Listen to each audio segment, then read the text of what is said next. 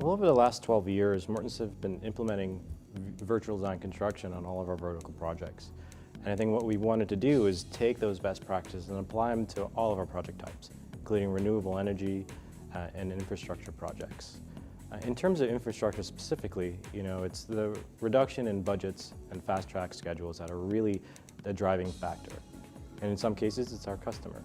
In terms of the benefits that we see through the use of BIM and virtual design construction, it's a much higher value add to our customer at the end of the day.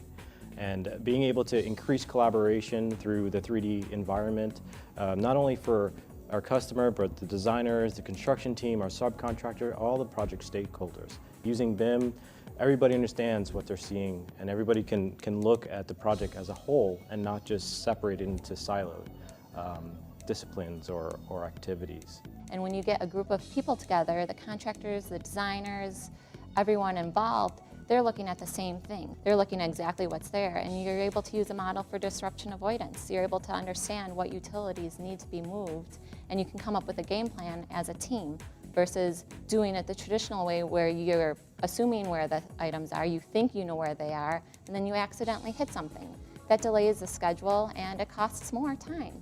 It costs money and time.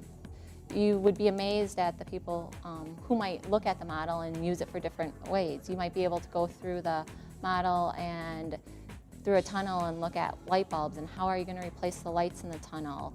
How's the fire department going to access if there's an accident?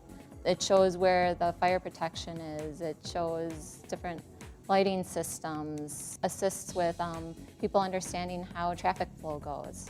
BIM is improving the decision-making process, not just from the design side, but the construction side as well. And now the 3D model allows us to greatly increase the decision-making process. Working with 4D simulation, we're able to collaborate with the construction team and help them understand how the designers had intended to build the project. One of the ways we see the infrastructure customers getting extra value is starting to think about automation and how they can take a construction process and make it more of a manufacturing process. So we can improve on efficiencies and productivity and reduce waste. But we can collaborate more effectively and not worry about the sharing of intellectual data or model information or design information that is not quite approved yet.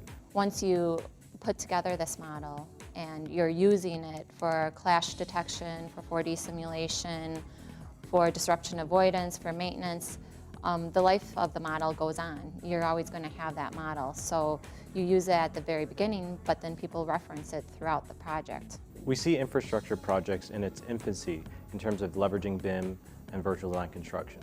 And there's a tremendous amount of value and growth in this industry, and I believe that taking the lessons learned from the vertical projects and applying it to infrastructure will only lead to further innovation.